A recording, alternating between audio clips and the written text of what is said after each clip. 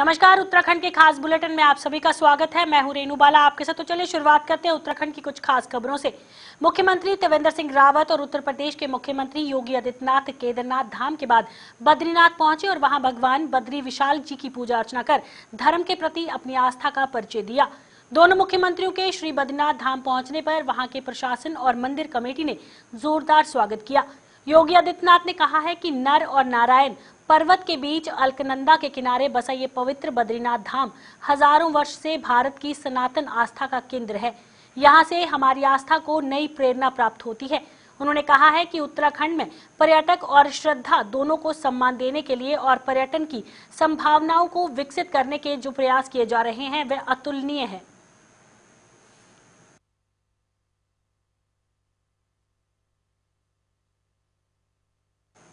Ramnagar one Prayag के दचोरी range अंतर्गत Corbett landscape आजकल पर्यटकों की आवाजाही से गुलजार है। कालादूंगी ब्लॉक के कोटाबाग क्षेत्र अंतर्गत दचोरी रेंज के प्रधानमंत्री नरेंद्र मोदी के आत्मनिर्भर भारत को सार्थक करने के लिए महिला स्वयं सहायता समूह द्वारा पल्लवगढ़ वन क्षेत्र अधिकारी कार्यालय के बाहर रोजगार चलाया जा रहा है। ये महिलाएं खाने पीने का सामान बेचकर अपनी आर्थिक स्थिति में सुधार ला रही हैं।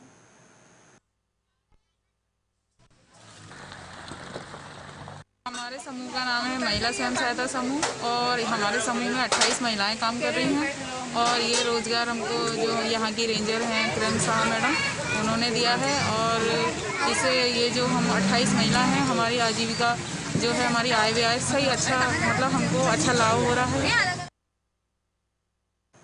उत्तराखंड सरकार के कैबिनेट मंत्री हरक सिंह रावत एनडीए सरकार की उपलब्धियां गिनवाई और उन्होंने कहा है कि प्रधानमंत्री नरेंद्र मोदी को सत्ता में आए 6 साल से ज्यादा समय हो चुका है। इस समय वह एनडीए सरकार ने नरेंद्र मोदी के नेतृत्व में जनता की भलाई के लिए कई योजनाओं की शुरुआत की है जिनका सीधा लाभ देशवासियों को मिल रहा है। एनडीए सरकार ने भारत के हर तबके के विकास के लिए हर संभव कोशिश की है जिससे वो अपनी बुनियादी जरूरतों को पूरा कर सके और यही वजह है कि प्रधानमंत्री मोदी की गिनती भारत में ही नहीं विश्व के सर्वाधिक लोकप्रिय नेताओं में होती है।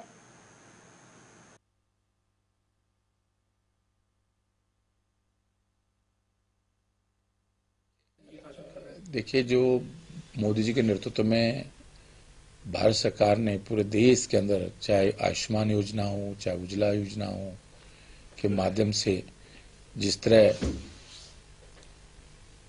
चाहे विपत्ति के समय में आपदा के समय में आम लोगों तक सरकार की योजनाओं को पहुंचाया है और विशेष करके बिहार पिछले 15 सालों में जो एक जैसे कभी भी कोई बात होती थी हम कहते थे कि ये बिहार की तरह उत्तर प्रदेश या उत्तराखंड भी बिहार की तरह गुंडा राज हो रहा है। लेकिन जिस तरह एक सिस्टम में अनुशासन में बिहार को पिछले 15 सालों में लाने का प्रयास मोदी जी के नेतृत्व में हुआ है और पूरे देश के अंदर मैं सोचता हूँ कि देखिए इस लोग कहे ना कहें हम बचपन से सोचते थे कि इस देश के अंदर 2 संविधान 2 विधान 2 निशान की बात होती थी तो हम सोचते थे कि 2 संविधान देश के अंदर कहाँ से हैं, 2 निशान कहाँ से हैं। लेकिन आज जिस तरह कश्मीर से कन्याकुमारी तक एक ही कानून है, एक ही झंडा है और एक ही संविधान है, धारा 370 समाप्त करके ये कोई छोटी घटना नहीं है। मैं सोचता हूं कि लोग कहते थे कि साहब जिस दिन धारा 370 समाप्त होगी या कोई कोशिश भी करेगा तो देश के अंदर गृह युद्ध हो जाएगा, देश के अंदर हाहाकार मच जाएगा।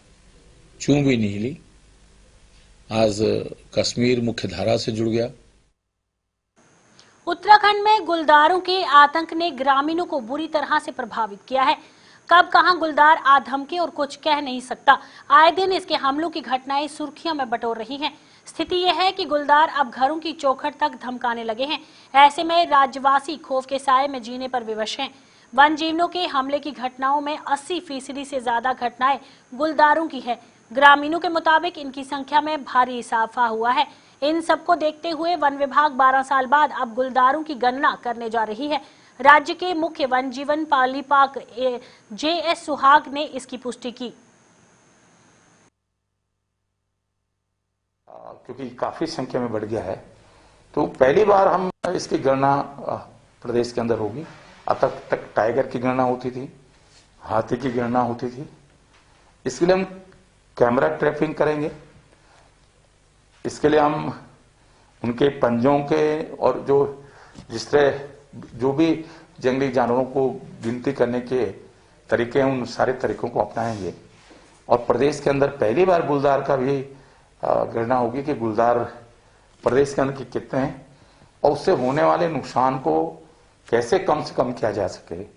इसके लिए हम स्कूलों में भी, ग्राम सभाओं में भी, जो 12,000 के आसपास वन पंचायतें हमारी हैं, उन वन पंचायतों के माध्यम से हम अवेयरनेस प्रोग्राम चलाएंगे और कि कैसे गुलदार से, जंगली जानवरों से इंसान को बचाया जा सके।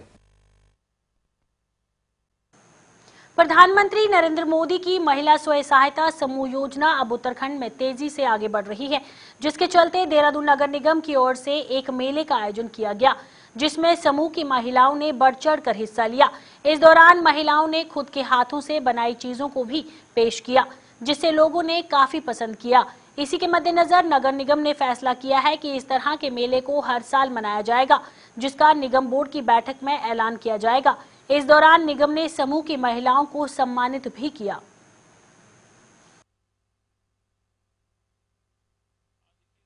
हम लोगों ने जो हमारी महिला स्वयं सहायता समूह में कार्यरत ग्रुप्स हैं, जो महिलाएं हैं, उन्होंने जो छोटे छोटे उत्पाद अपने बनाए थे और उसका हम लोगों ने करीब 5 दिन का एक मेला नगर निगम प्रांगण में लगाया था। उसका रिस्पांस काफ़ी अच्छा रहा और उनकी बिक्री भी अच्छी हुई। हम लोगों ने नंबर 1, 2, 3 के हिसाब से उनको प्राइज़ भी वितरित किए, जिनके स्टॉल अच्छे थे। सभी को कंसोलेशन प्राइजेस भी दी गई। उद्देश्य ये था कि उनको बढ़ावा मिले इनकी गतिविधियों को।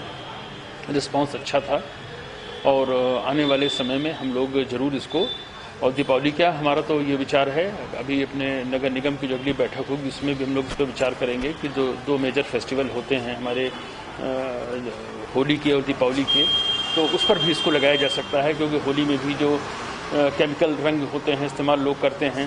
स्वयं सहायता समूह के लोगों से बात हुई तो उन्होंने बताया कि नहीं, हम लोग नेचुरल जो रंग होते हैं होली के खेलने के, वो भी बनाते हैं। तो हो सकता है कि हम लोग होली पर भी इसका 3-4 दिन का कोई यहाँ पर स्टॉल लगाएं और दीपावली पर तो लगाना ही है। इसका लगभग हम लोगों ने निर्णय ले लिया है, लेकिन ये फाइनल निर्णय बोर्ड की बैठक में विचार विमर्श के उपरांत ही लिया जाएगा। हल्द्वानी में भारत गैस की डिलीवरी वैन से लूटने के मामले का बनबूलपुरा पुलिस चंद के घंटों में ही खुलासा कर दिया। पुलिस के मुताबिक भारत गैस की गाड़ी इंदिरानगर क्षेत्र में होम डिलीवरी करने गई थी, जहां डिलीवरी बॉय से एक लुटेरा खुले पैसे मांगने के बहाने डिलीवरी वैन में पैसे पर झपटा मारकर लूटकर फरार हो गया। इसकी सूचना जैसे ही पुलिस को मिली तो पुलिस ने कार्रवाई करते हुए आरोपी को गिरफ्तार करने में कामयाबी हासिल की।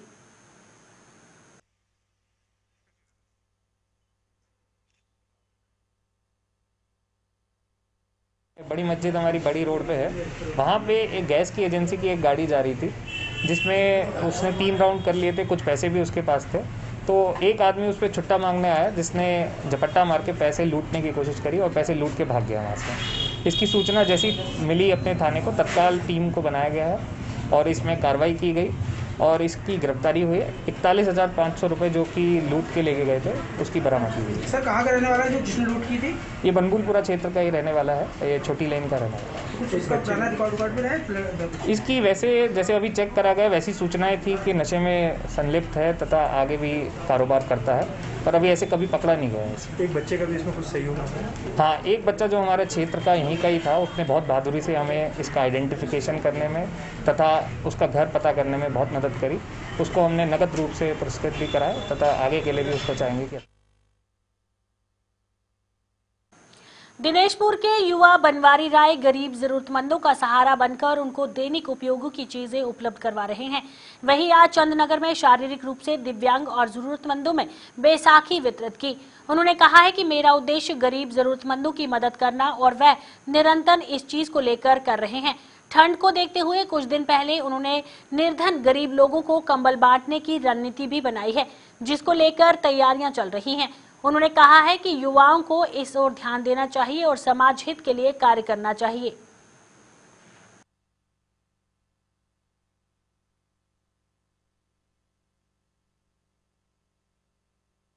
हम निकलते बढ़ते हमारे गांव में जो शारीरिक रूप से विकलांग लोग हैं उन्हें मैं देखता था, वो डंडे लेके चलते थे। तो मेरे मन को ऐसा लगा कि इनके लिए कुछ करो, तो मैंने अपने तरफ से बैसाखी उन्हें जो है आज लाके प्रदान किया। आगे सर्दी आ रही है और जहाँ तक मेरा अनुभव है कि मैं मतलब उनके लिए आगे जो बुजुर्ग लोग हैं उनके लिए कुछ करने का मेरा भी विचार है और आगे समाज के हित में मैं काम करता रहूँगा। और जो कंबल जिस टाइप के मतलब सर्दियों में बुजुर्गों को ज़रूरत पड़ती है, अक्सर सर्दी को ढकने के लिए भाई कंबल बड़ा अच्छा सा हो जाए, तो मेरा विचार है कि आने वाले टाइम में मैं अपने तरफ से जो है बुजुर्गों को कंबल वितरण करूँ।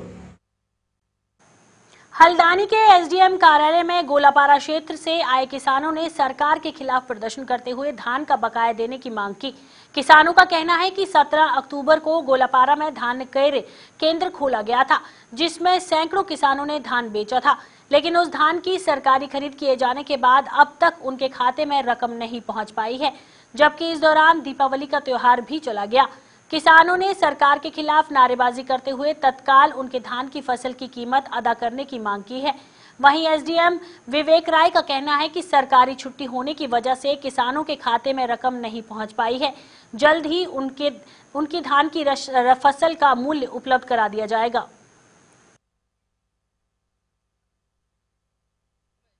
माननीय जिलाधिकारी महोदय से हमने निवेदन किया था कि हमारी जो है किसानों की पेमेंट है सही ढंग से हो नहीं पा रही। अभी तक जब से सरकार ने धान क्रय केंद्र में किसानों ने तोला है तब से पेमेंट उनकी 17-20 अक्टूबर को जो है धान काटा हमारे सरकारी समिति में खुल गया था और आज 17 नवंबर हो चुके हैं, तब तक भी पेमेंट किसानों का एक भी व्यक्ति का पेमेंट अभी किसानों का पेमेंट उनके खातों में नहीं पहुंचा है। तो कितने लगभग सर 150 किसानों का जो है धान क्रय केंद्र में तुल चुका है। बाकी बच्चे अभी 300 काश्तकारों जो है आयोजन किया। धान क्रय के गोलापारा क्षेत्र में और चुरैलिया में क्रय केंद्र चल रहे हैं, बहुत सुचारू रूप से चल रहे हैं। हमारे आदरणीय जिलाधिकारी महोदय द्वारा भी निरीक्षण किया गया था, स्वयं मेरे द्वारा भी 2 बार निरीक्षण किया गया। किसी प्रकार की कोई समस्या नहीं है और शासन से भी हमारे उच्च अधिकारियों ने वार्ता किया था। कुछ पैसा रिलीज भी हुआ था, संपूर्ण धनराशि रिलीज नहीं हो पाई है। जैसा कि आप देख रहे हैं बीच में तमाम छुट्टियां थी, तो इनसे कार्य प्रभावित हुआ होगा। इनके जो भी समस्याएं हैं उसका उच्च स्तर से बात करके उसका समाधान कराएंगे। सामाजिक कार्यकर्ता मनोज विश्वास ने समाज हित कार्य करते हुए बच्चों के लिए आनंद खेड़ा में विश्वास रेड रोज के नाम से स्कूल खोला है, ताकि बच्चों की पढ़ाई प्रभावित न हो। इसके साथ ही उन्होंने क्षेत्र के तमाम निर्धन और पूंजीपति वर्ग को शिक्षा प्रदान के साथ ही उन्हें गरीब किसानों और आम लोगों के लिए ग्रामीण क्षेत्र में एक पेट्रोल पंप भी खोला है, जिनके माध्यम से वे लोगों की मदद कर सके हैं। उन्होंने कहा है कि इसी तरह लोगों की मदद करते रहेंगे। मेरा सपना था कि जो मेरा ये क्षेत्र है काफ़ी पिछड़ा हुआ था, मैं इस क्षेत्र के लिए कुछ करूं। तो इसके लिए सबसे ज़्यादा होता है ज़रूरी शिक्षा, जिसके लिए मैंने एक स्कूल खोला विश्वास रेड रोज इंटर कॉलेज, जो आज काफ़ी ऊंचाइयों पर है, जिससे क्षेत्रवासियों को काफ़ी फायदा हुआ, काफ़ी लोग जागरूक हुए, काफ़ी शिक्षित हुए। उसके बाद दूसरा मैंने देखा कि यहाँ के जो किसान है, खेती बाड़ी या जो मोटरसाइकिल वाले हैं, इनको तेल भरने के लिए काफ़ी दूर जाना पड़ता था, जिसके लिए मैंने एक दूसरा सपना अपना और इजाद किया कि यहाँ एक पेट्रोल पंप होना चाहिए। जो कि मेरा लक्ष्य था वो मैंने पूरा कर लिया। क्षेत्रवासी काफ़ी हर्षित है, काफ़ी खुश है। नहीं तो उनको 7-8 किलोमीटर दूर से जाके पेट्रोल भराना पड़ता था और डीजल भी लाना पड़ता था खेती बाड़ी के लिए। और क्षेत्रवासियों ने काफ़ी मेरे को बधाइयाँ दी, शुभकामनाएँ दी हैं और मैं क्षेत्रवासियों का सदा आभारी रहूँगा, जिनका सहयोग से आज मैं इस मुकाम तक पहुँचा हूँ। आगे भी मेरे से जो कुछ भी हो पाएगा क्षेत्रवासियों के लिए मैं निरंतर प्रयास करता रहूँगा, जितना मेरे से संभव हो सके। मैं क्षेत्रवासियों के लिए बहुत कुछ करना चाहूँगा। लक्सर तहसील मुख्यालय में एडवोकेट एसोसिएशन के अध्यक्ष कुशलपाल सिंह और सचिव संजय चौधरी की अगुवाई में अधिवक्ताओं ने जमकर हंगामा किया। तहसीलदार के नदारत होने और नायब तहसीलदार की नियुक्ति न होने से इन लोगों ने एसडीएम को एक ज्ञापन सौंपा।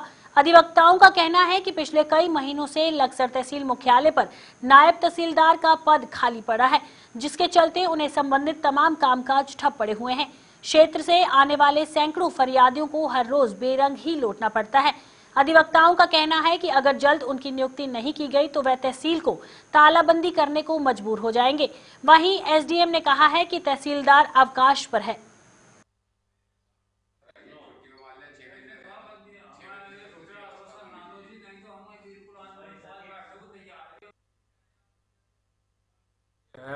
आपके चैनल के माध्यम से हम कह देना चाहते हैं, इससे पूर्व में भी 2-3 बार पहले भी कह चुके हैं कि पूरे 6 माह का समय बीत चुका है, ना कोई तहसील में नायब है ना तहसीलदार है। तहसीलदार 1 महीने में 2 दिन बैठती है, सब कामों की पेंडेंसी पड़ी हुई है, कोई कार्य नहीं हो रहे।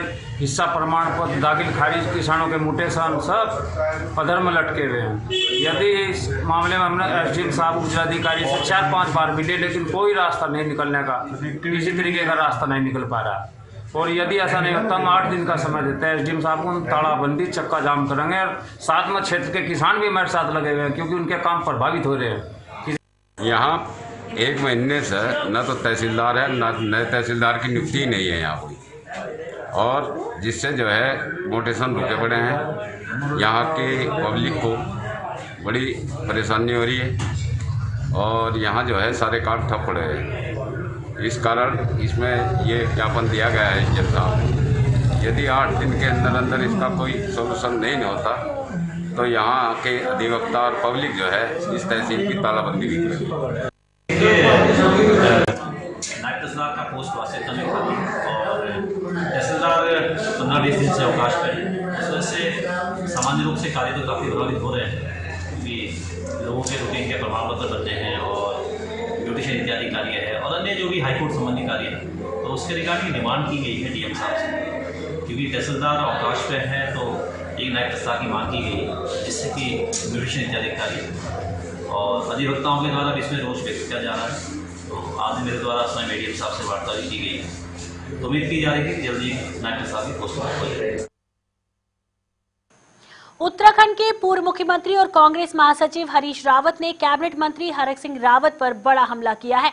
हरक सिंह रावत ने कुछ दिन पहले मीडिया में ये बयान दिया था कि हरीश रावत सिर्फ राजीव गांधी और इंदिरा गांधी की लहर से ही चुनाव जीते हैं, और जब वर्ष 2009 में हरीश रावत हरिद्वार से लोकसभा चुनाव जीते तो तत्कालीन नेता प्रतिपक्ष के रूप में उन्होंने और प्रदेश कांग्रेस अध्यक्ष के रूप में यशपाल आर्य ने लहर बनाने का काम किया था।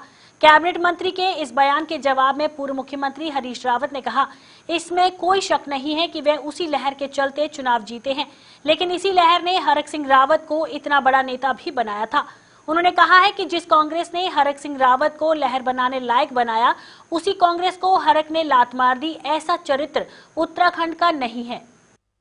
कोई शक नहीं कि कांग्रेस के जब अच्छी स्थिति रही तो हम चुनाव जीते, सबने उसी का प्रसाद पाया। और वो जब कहीं बियावन में भटक रहे थे तो उसी लहर ने उनको भी मुख्य धारा में स्थापित करने का काम किया। और मैं तो बिल्कुल स्वीकार करता हूँ कि उन्होंने लहर बनाई थी, उसमें कांग्रेस कार्यकर्ताओं का कोई योगदान नहीं था, हम लोगों का कोई योगदान नहीं था। तो वो कहते हैं तो मैं मान लेता हूँ कि उनके जिताए से जीते। तो जिस कांग्रेस ने उनको इस लायक बनाया कि वो लहर बना सके, उसी कांग्रेस को लात मार दी। तो ये तो उत्तराखंड का चरित्र नहीं है। उत्तराखंड तो उसके साथ, जो उसके लिए जरा सा भी अच्छा करता है तो उसके साथ खड़ा होता है। तो जरा उनसे पूछ लीजिए कि जिस कांग्रेस ने उनको लहर बनाने लायक बनाया, उस कांग्रेस को उन्होंने लात क्यों मार दी। गदरपुर थाना क्षेत्र में तस्करों और पुलिस के बीच हुई फायरिंग में एक ग्रामीण घायल हो गया। ये घटना गदरपुर थाना क्षेत्र के सकेनिया चौकी के क्षेत्र में माजरा खुशालपुर कुई खेड़ी मार्ग पर पेश आया है। प्राप्त जानकारी के अनुसार चौकी सकेनिया के प्रभारी प्रकाश सिंह बिस्ट व कांस्टेबल क्षेत्र में गश्त कर रहे थे। इस दौरान सकेनिया के माजरा खुशालपुर में कई खोड़ी मार्ग पर सामने से मोटरसाइकिल पर सवार युवक आ रहे थे। पुलिस को देखकर युवक ने भागने की कोशिश की। इस दौरान उनकी बाइक गिर गई। बाइक गिरने के बाद बाइक पर सवार इन युवकों ने पुलिस पर फायर किया और जवाबी कार्रवाई में एक ग्रामीण को गोली लगने से घायल हो गया। घायल ग्रामीण की पहचान अमरजीत सिंह पुत्र कुलदीप सिंह के रूप में की गई है।